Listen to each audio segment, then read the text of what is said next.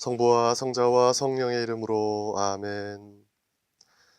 은총이 가득하신 마리아님 기뻐하소서. 주님께서 함께 계시니 여인 중에 복되시며 태중의 아들 예수님 또한 복되시나이다. 천주의 성모 마리아님, 이제와 저희 죽을 때에 저희 죄인을 위하여 빌어주소서. 아멘. 성부와 성자와 성령의 이름으로 아멘. 참 예수님, 한 주간 잘 보내셨습니까? 이제 우리는 내 복음서를 지나 사도행전까지 읽었습니다. 이제 남은 8주 동안 서간과 요한 묵시록만 읽으면 성경 통독의 여정도 끝나게 되는데요. 끝까지 지치지 마시고 잘 읽어 나가시기를 응원합니다. 사도행전, 말 그대로 사도들의 행적을 기록한 책이라는 뜻입니다. 그런데 성경을 읽어보면 사도들의 개별 활동이나 생애에 대한 소개는 별로 없습니다. 오히려 초대교회의 형성과 성장 과정을 소개하고 있는데요. 그러니까 사도들의 활동인 복음 선포가 어떻게 전개되었는지를 소개하고 있습니다. 말하자면 어떤 사도가 어디서 어떤 일을 하고 어떤 이유로 어떻게 죽었다라는 내용보다 복음이 어떻게 세상 끝까지 모든 인류에게 전해졌는지를 알려주는 성경입니다. 그래서 사도행전에서는 바오로 사도의 재판 결과가 어떠했고 어떻게 죽었는지는 기록할 필요성을 느끼지 못했습니다. 그래서 오로지 예루살렘에서 선포되기 시작한 복음이 온 유다와 사마리아를 거쳐 땅 끝까지 전해졌다라는 내용에 집중합니다. 그렇다면 복음은 무엇일까요? 물론 여러분이 알다시피 복음은 말 그대로 기쁜 소식입니다.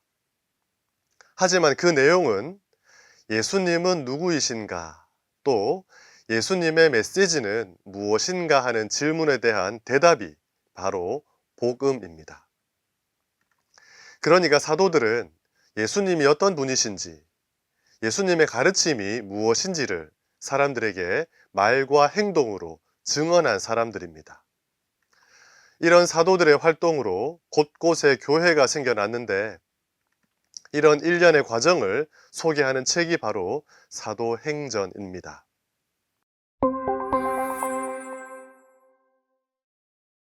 전통적으로 사도행전의 저자는 루카 복음서의 저자와 동일 인물이라고 봅니다. 그 근거로 두 성경의 머리말을 보면 둘 다 테오필로스라는 같은 사람에게 헌정되었다고 전합니다. 그리고 루카 복음서는 예루살렘에서 주님이 승천하시는 것으로 끝나고 사도행전은 예루살렘에서 주님이 승천하시는 것으로 시작하는 배경과 내용도 연결되는 것으로 보아 사도행전을 루카 복음서에 이어지는 작품으로 간주합니다. 즉, 복음서에서 예수님의 사명이 선포되고 사도행전에서는 사도들을 통해 교회의 사명이 지속되었다는 내용으로 연결되는 것입니다. 그러니 그 연대는 정확히 규명할 수 없지만 루카 복음서가 쓰였다고 추정되는 기원 후 80년에서 90년이 지난 다음에 사도행전이 집필된 것으로 생각할 수 있습니다. 그렇다면 저자는 복음이 전해지는 과정을 왜 기록해 두었을까요? 어떻게 보면 복음 선포가 시작되고 복음이 전해지는 과정은 교회가 세워지고 성장하는 역사라고도 할 수 있습니다. 그러니 역사의 기록을 통해 후손들이 삶의 지혜와 교훈을 얻듯이 교회의 탄생과 성장에 대한 이 기록물을 통해 그리스도인들을 교육하고 교화하려는 목적으로 썼습니다. 즉, 복음이 어떻게 전파되었는지 알아라. 그리고 너희도 그렇게 복음을 전하여라. 복음을 전하기 위해 박해는 필연적이다. 그러니 너희도 박해에 맞서 복음을 전하여라. 복음을 받아들여 탄생한 초대교회 공동체가 어떻게 살았는지 보아라. 그리고 너희도 그런 교회 공동체를 이루기 위해 노력하여라. 이러한 가르침을 주기 위해 쓰여진 성경이 바로 사도행전입니다. 그러니 우리는 사도행전을 읽으며 옛날에 이런 일이 있었구나. 그래서 복음이 지금 나에게까지 전해졌구나 하고 끝나서는 안 됩니다. 나도 이 시대의 사도로 복음을 전해야겠다라고 결심하고 초대교회의 모습을 모델로 삼아 내가 속한 교회 공동체가 본질을 잃지 않도록 각자 본분에 충실하도록 노력해야겠다라는 결단으로 이어져야 합니다.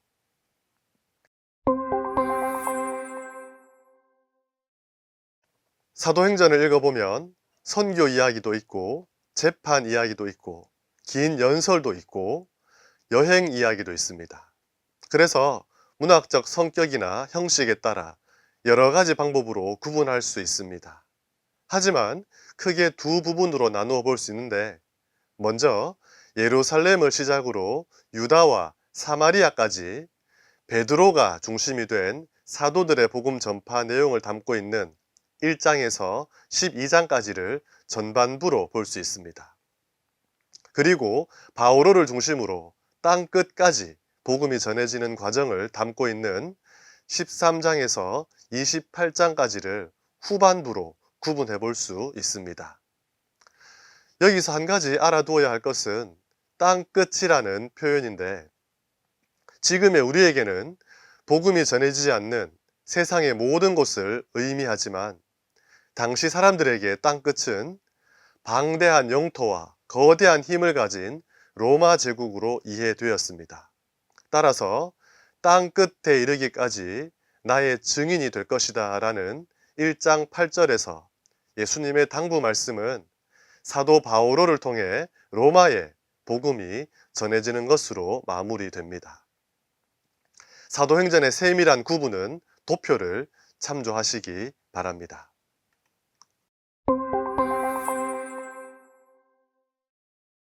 머릿말로 시작하는 사도행전은 예수님의 승천에 관한 이야기를 다룬 다음 유다의 빈자리를 마티아 사도로 채움으로써 복음을 선포할 사도단의 완전함이 회복되었음을 알립니다.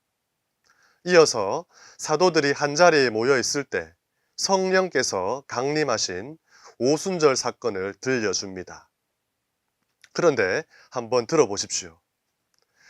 우레소리와 함께 번개가 치고 짙은 구름이 산을 덮은 가운데 뿔나팔 소리가 크게 울려 퍼지자 진영에 있던 백성이 모두 떨었다. 이것은 탈출기에서 이스라엘이 하느님 백성이 되는 사건으로 모세가 시나이 산에서 십계명을 받고 하느님과 계약을 맺을 때 일어난 일입니다. 그런데 사도행전에서 성령 강림 사건을 이렇게 묘사합니다. 갑자기 하늘에서 거센 바람이 부는 듯한 소리가 나더니 그들이 앉아있는 온 집 안을 가득 채웠다. 그리고 불꽃 모양의 혀들이 나타나 갈라지면서 각 사람 위에 내려 앉았다. 여러분이 보시기에 방금 들으신 탈출기와 사도행전의 내용이 비슷한 것 같습니까? 원래 오순절, 주간절이라고 불리는 축제는 파스카 축제로부터 7주간이 지난 다음 50일째 지내는 축제로 이스라엘 백성이 시나이에서 율법을 받고 하느님의 백성이 된 것을 기념하는 축제였습니다. 그래서 사도행전의 저자는 성령께서 내려오실 때의 모습을 구약의 이 장면과 겹치게 묘사했습니다. 이로써 성령 강림을 새로운 하느님 백성이 태어나는 순간으로 표현한 것입니다. 시나이 계약으로 하느님의 거룩한 백성이 된 이스라엘이 온 민족들 사이에서 하느님을 증언하며 살았듯이 성령 강림으로 새로운 하느님의 백성이 된 교회 공동체는 온전히 하느님께 속해 복음을 전하는 증인으로 살아야 한다는 것을 보여주기 위해서입니다.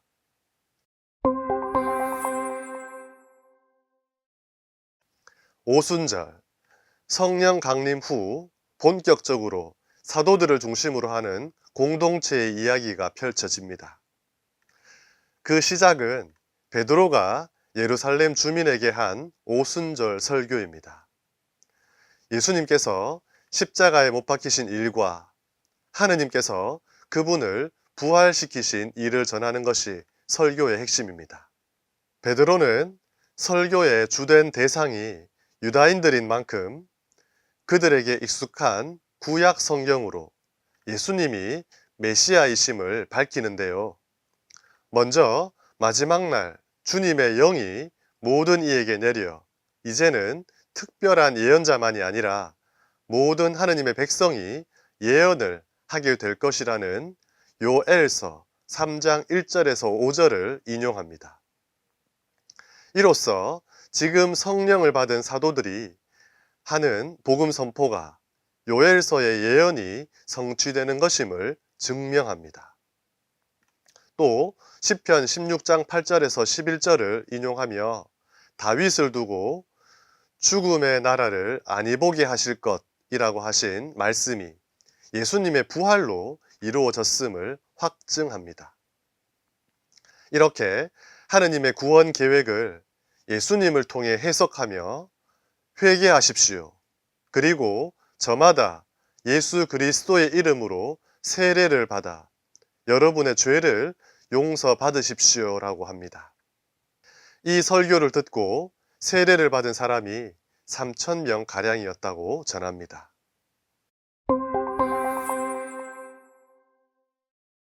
이렇게 예수님을 직접 만나고 함께 생활하며 그분의 가르침을 받고 죽음과 부활을 체험한 사도들은 복음을 전했고 그 복음을 들은 사람들이 점점 늘어나고 모이면서 공동체가 형성되기 시작합니다. 그래서 사도행전은 첫 신자 공동체의 생활에 대해 전해줍니다. 그들은 사도들의 가르침을 받고 친교를 이루며 빵을 떼어 나누고 기도하는 일에 전념하였다. 이를 통해 우리는 초대 그리스도교 공동체의 삶의 4가지 특징을 발견할 수 있습니다. 첫째, 사도들의 가르침을 받았습니다. 이 가르침은 예비 신자에게 세례를 위해 필요한 가르침이 아니라 이미 신자가 된 교우들에게 지속적으로 가르침이 주어졌음을 의미합니다. 그러니 오늘날 신자 재교육이나 매일의 강론이라 생각할 수 있겠습니다. 둘째, 친교를 이루었다고 합니다.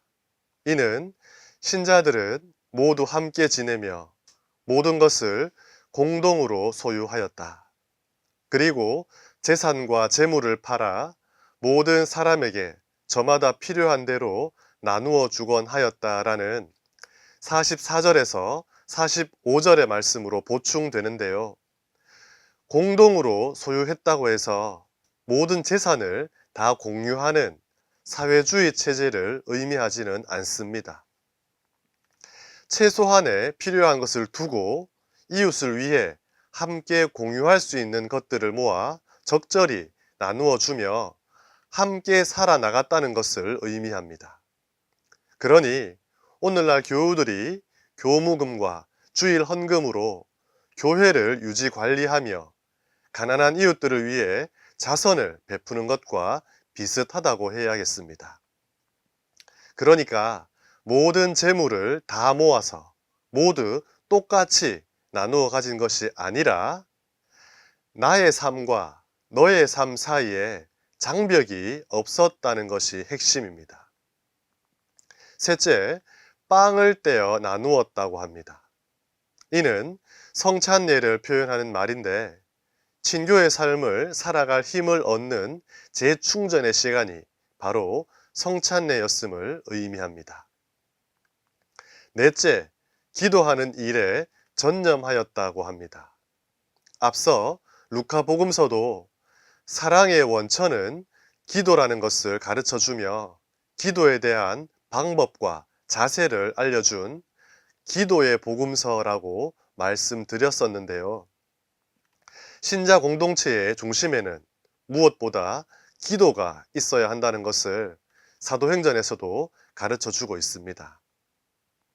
이러한 첫 신자 공동체의 4가지 특징이 오늘날 우리 교회의 모습이 되어야 합니다. 여러분이 속해 있는 교회 공동체는 교회의 가르침에 얼마나 귀를 기울이고 있습니까? 나와 너 사이의 장벽을 허물고 서로 남의 아픔을 공유하며 자애와 연민으로 돌보며 깊은 친교를 이루고 있습니까? 교우들이 어떤 마음으로 미사에 참여하며 미사가 끝난 성당에 기도하는 신자들은 얼마나 많이 또 자주 성전을 채우고 있습니까? 사실 교회는 건물이나 개념이 아니라 사람들의 모임입니다. 그러니 교회에 대해 방금 제가 드린 질문은 사실 여러분 개인에 대한 질문이라는 것을 잊지 마시기 바랍니다.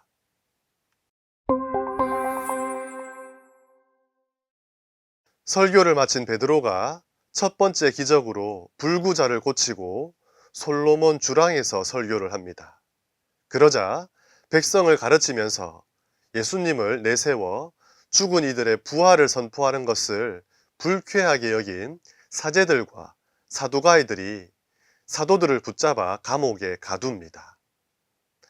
하지만 베드로는 유다 지도자들과 원로들과 율법 학자들 앞에서도 복음을 담대하게 선포하며 이렇게 말했습니다. 하느님의 말씀을 듣는 것보다 여러분의 말을 듣는 것이 하느님 앞에 옳은 일인지 여러분 스스로 판단하십시오. 우리로서는 보고 들은 것을 말하지 않을 수 없습니다. 이렇게 보고 들은 것을 말하지 않을 수 없는 것, 이것이 바로 증인의 자세입니다. 보고도 못 보았다고 말하면 위증을 하는 거짓 증언자이고, 듣고도 듣지 못한 척 침묵하고 있으면 비겁하고 무책임한 사람입니다. 그리고 이렇게 증언하는 사람은 하느님 앞에 옳은 일이 무엇인지로 판단하는 사람입니다.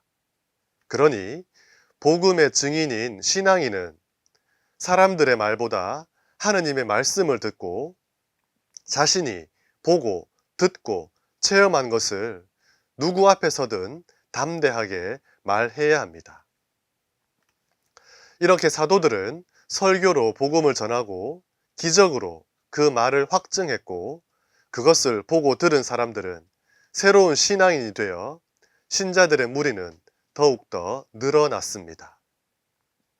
그러자 대사제와 동조자들은 사도들에 대한 시기심으로 그들을 감옥에 가두고 박해하였습니다. 그리고 이 박해는 스테파노의 순교로 절정에 달합니다. 공동체의 공정한 배급을 위해 사도들은 7 부제를 선출했고, 그들은 재산 관리, 식탁의 봉사자 역할뿐 아니라 그리스계와 히브리계 신자들 사이에 조정과 중개의 역할도 수행했습니다. 그 중 하나인 스테파노는 몇몇 사람들과 논쟁을 벌였고, 스테파노의 뛰어난 지혜에 기가 꺾인 사람들이 대항할 수가 없게 되자 그들은 사람들을 선동하여 거짓을 유포하고 백성과 원로들과 율법 학자들을 부추겨 스테파노를 체포하고 거짓 증인들을 내세웠습니다. 결국 예언자들과 예수님을 알아보지 못하고 죽인 유다인들에 대한 스테파노의 설교를 들은 사람들은 분노하여 그를 죽였습니다. 그날부터 예루살렘 교회는 더욱 공공연하게 큰 박해를 받기 시작하였고, 그로써 예루살렘 교회 공동체는 흩어지게 됩니다. 그런데 하느님의 섭리는 참으로 놀라운 것이 이런 흩어짐이 오히려 이방인 지역으로 복음이 전파되는 계기가 됩니다. 이들 가운데 필리포스는 사마리아로 내려가 복음을 전하고 베드로와 요한을 청하여 사마리아 교회에 성령을 충만하게 하였습니다. 그리고 에티오피아 내시에게 이사야서를 풀이해주고 세례를 베풀었습니다. 여기서 예루살렘과 온 유다와 사마리아라고 했던 1장 8절의 말씀이 이루어지고 있음이 드러납니다.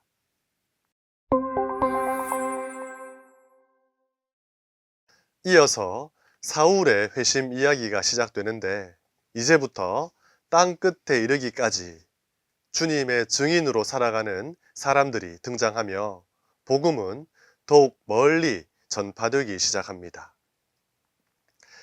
사도행전에서는 사울을 이렇게 묘사합니다. 박해를 위해 제자들을 향하여 살기를 내뿜고 예루살렘에서 주님의 성도들에게 못된 짓을 하였고 예수의 이름을 받들어 부르는 자들을 짓밟던 사울.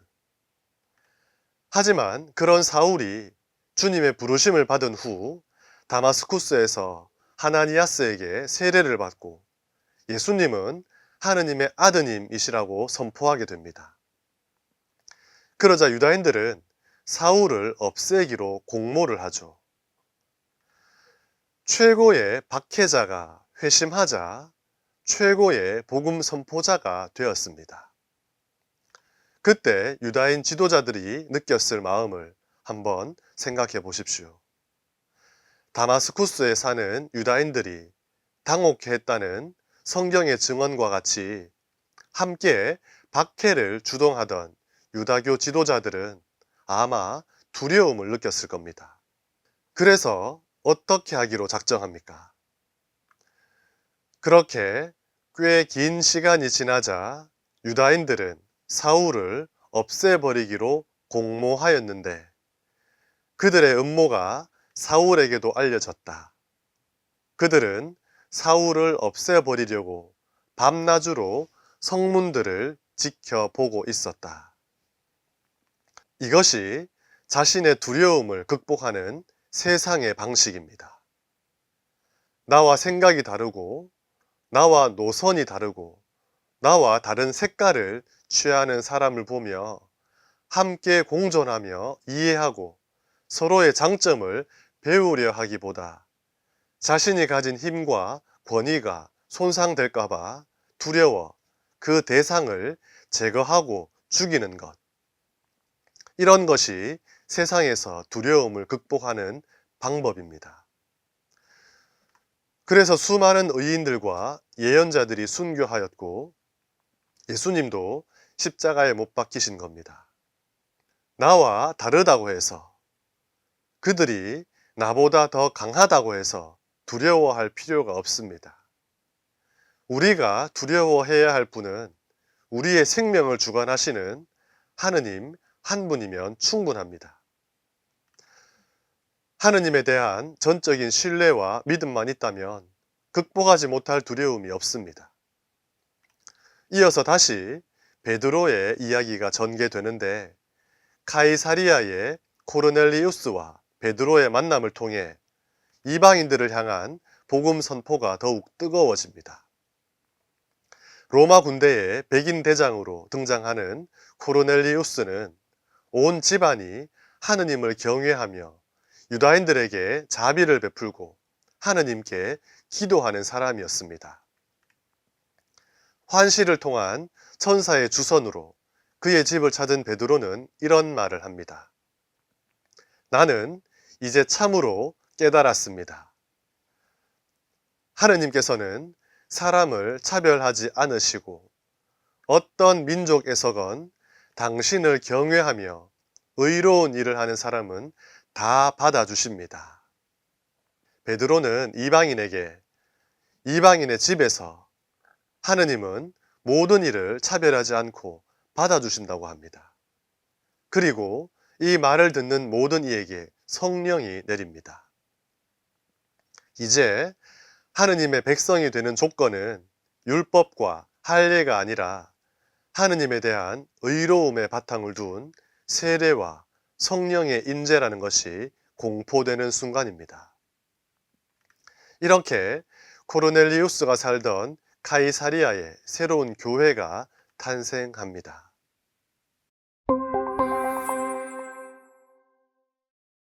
11장에서 스테파노의 순교 이후 박해 때문에 흩어진 이들이 페니키아와 키프로스와 안티오키아로 가서 복음을 전한 이야기와 특히 바르나바를 통해 세워진 안티오키아 공동체 신자들이 처음으로 그리스도인이라고 불렸다는 것을 전하는 내용에 이어 야고보의 순교와 베드로의 투옥, 그리고 베드로가 풀려난 이야기에 이어 바오로의 선교 여행 이야기가 본격적으로 시작됩니다.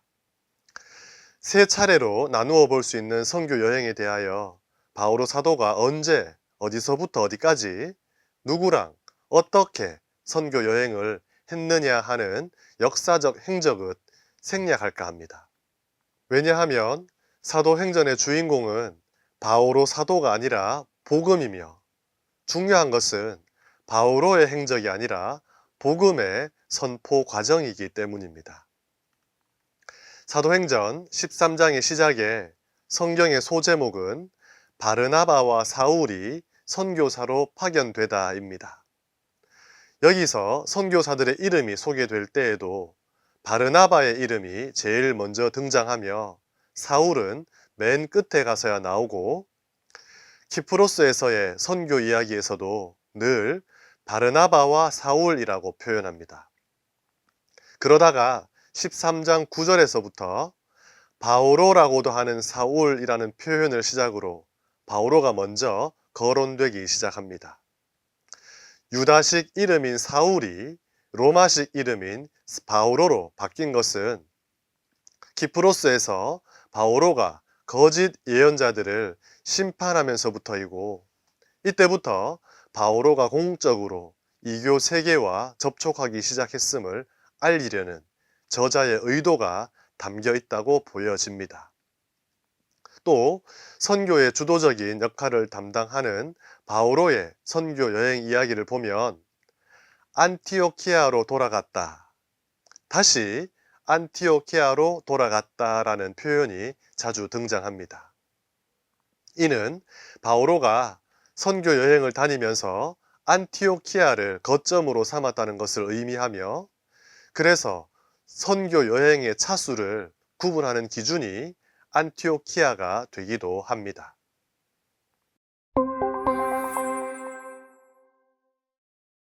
우리는 여러분에게 이 기쁜 소식을 전합니다. 우리 선조들에게 하신 약속을 하느님께서는 예수님을 다시 살리시어 그들의 후손인 우리에게 실현시켜 주셨습니다.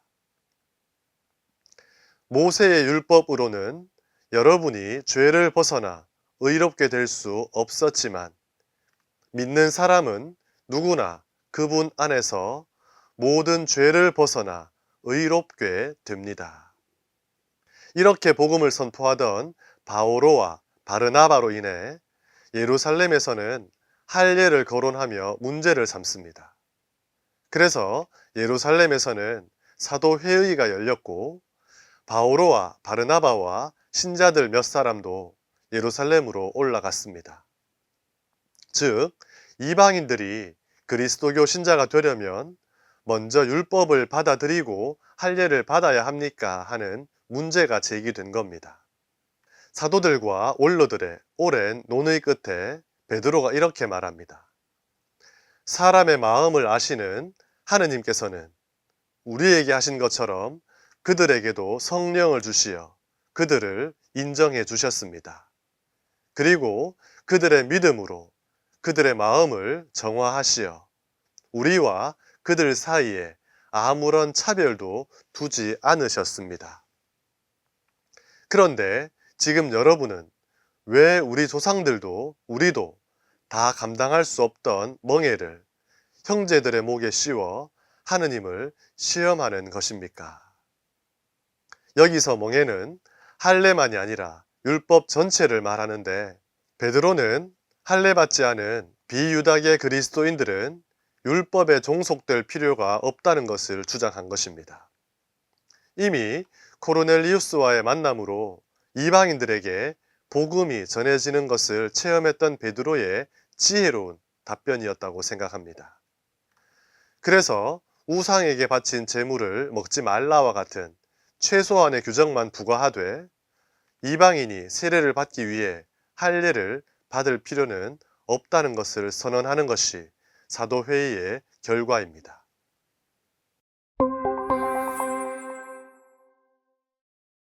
사도회의를 마치고 안티오키아로 돌아온 바오로와 바르나바는 또다시 선교 여행을 떠나는데 이를 제2차 선교 여행이라고 합니다.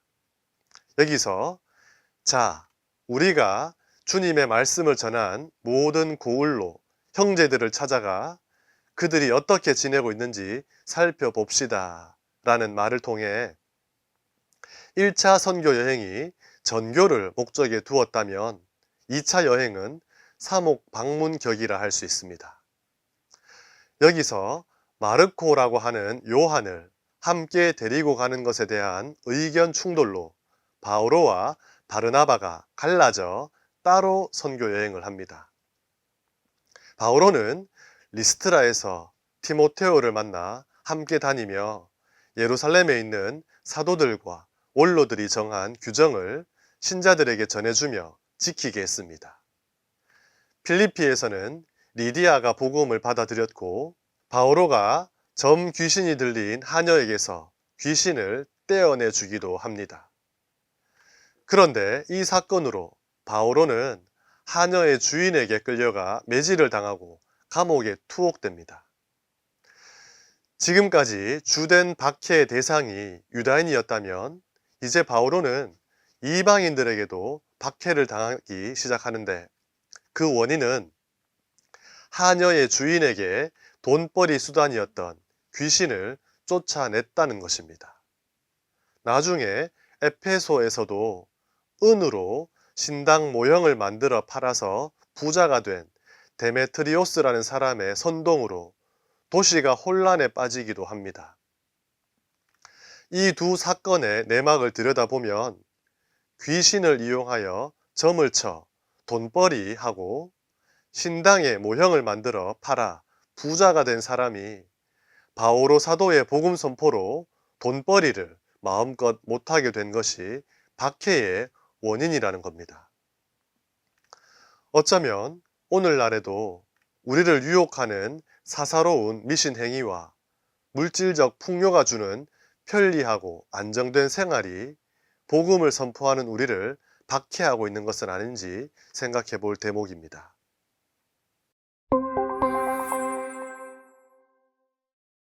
데살로니카로 간 바오로 일행은 불량배를 대동한 유다인들에게 핍박을 받고 베로이아로 갔는데 데살로니카 사람들은 그곳까지 따라와 군중을 선동하고 자극합니다. 그래서 바오로는 혼자서 아테네로 가게 되고 거기서 사이비 종교 설파자로 오해를 받은 바오로는 아레오파고스에서 이렇게 설교합니다. 아테네 시민 여러분, 내가 보기에 여러분은 모든 면에서 대단한 종교심을 가지고 있습니다. 내가 돌아다니며 여러분의 예배소들을 살펴보다가 알지 못하는 신에게라고 새겨진 제단도 보았습니다. 여러분이 알지도 못하고 숭배하는 그 대상을 내가 여러분에게 선포하려고 합니다.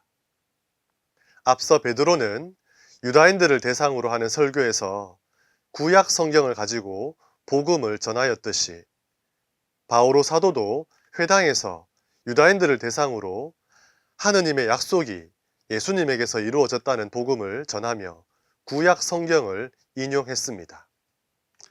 그런데 아테네에서는 그리스 사람들의 사고와 종교를 토대로 삼아 복음을 전합니다. 이렇게 복음을 전할 때는 내 방식대로 내가 원하는 방법으로 하는 것이 아니라 듣는 사람의 방식대로 그들이 이해할 수 있는 방법으로 해야 한다는 것을 우리는 사도행전을 통해 배울 수 있습니다. 바오로는 코린토, 에페소, 트로아스를 거쳐 예루살렘으로 갔고 거기서 유다인들에게 고소를 당하여 체포됩니다. 바오로는 최고의회에서 자신을 변호하였으나 바오로를 죽이기 전에는 아무것도 입에 대지 않기로 굳게 맹세한 유다교 지도자들의 기세를 꺾을 수 없었습니다. 또 바오로는 카이사리아에 있는 총독 앞에서도 능수능란하게 자신을 변호하였지만 2해 동안 감옥에 갇힌 채 지내게 됩니다. 그 사이 바뀐 총독에게 바오로는 황제에게 상소할 것을 요구하며 로마로 호송됩니다. 그리고 사도행전은 바오로가 로마로 이동하는 과정에 있었던 내용을 들려주고 있지만 사실은 복음이 로마, 즉 땅 끝까지 선포되는 과정을 들려주고 있다고 봐야 합니다. 로마에 도착한 바오로는 마치 오늘날 가택연금과 같은 가벼운 형태의 구속 상태로 머물게 되는데 다음과 같은 말로 사도행전은 끝을 맺습니다. 바오로는 자기의 셋집에서 만 2년 동안 지내며 자기를 찾아오는 모든 사람을 맞아들였다. 그는 아무 방해도 받지 않고 아주 담대히 하느님의 나라를 선포하며 주 예수 그리스도에 관하여 가르쳤다. 바오로는 갇혀 있지만 하느님의 말씀은 갇혀 있지 않는다는 결론이라 할 수 있습니다.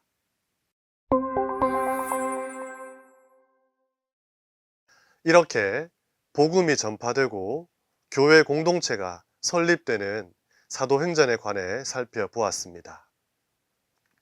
여러분은 사도행전을 읽으며 어떤 생각을 가장 많이 하셨습니까? 사도들의 행적에 관한 기록은 곧 복음 전파의 과정이었습니다. 고로 복음 선포 활동이 사도들의 행위 그 자체라는 말입니다. 그리고 복음 선포의 결과로 세상에 새로운 교회가 만들어졌고 그렇게 만들어진 교회 공동체는 사도들의 가르침, 친교, 성찬례, 그리고 기도로 성장해 갔습니다.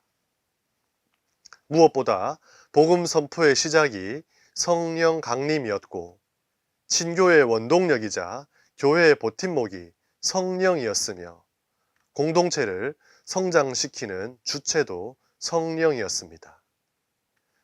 우리 역시 성령이 이끄시는 교회의 시대를 살아가고 있습니다. 저는 사도행전을 읽으며 나의 행전을 기록하면 어떤 것을 기록으로 남길 수 있을까 하는 상상을 해보았습니다. 사도들의 행적은 그 자체가 복음 선포였습니다. 사도행전을 통해 그저 머리로 알고 있던 교회의 사명은 복음 선포다. 선교는 그리스도인의 선택이 아니라 의무다라는 지식이 삶으로 조금 더 깊이 들어왔습니다. 그리고 미사가 끝났으니 가서 복음을 전합시다 하는 사제의 파견에 무게가 조금 더 실리는 것 같습니다. 그러면서 나의 생각과 말과 행동, 즉 모든 행적이 복음 선포 그 자체가 되도록 더욱 열심히 노력해야 되겠다는 결심도 해보았습니다. 물론 예루살렘에서 온 유다와 사마리아로 복음이 전해지는 과정에 스테파노의 순교와 박해가 있었고 다시 땅끝이라 여겨지던 로마로 복음이 전해지는 과정에 바오로의 체포와 소송이라는 고난도 있었음을 압니다. 순교자들의 피가 그리스도교의 씨앗이라는 말처럼 나의 수고와 인내가 복음을 전하는 단초가 될 때 사도행전이 곧 나의 행전이 되리라 생각합니다. 오늘은 여기까지입니다. 마침 기도로 영광송 함께 바치시겠습니다. 성부와 성자와 성령의 이름으로 아멘. 영광이 성부와 성자와 성령께 처음과 같이 이제와 항상 영원히 아멘. 성부와 성자와 성령의 이름으로 아멘. 수고하셨습니다.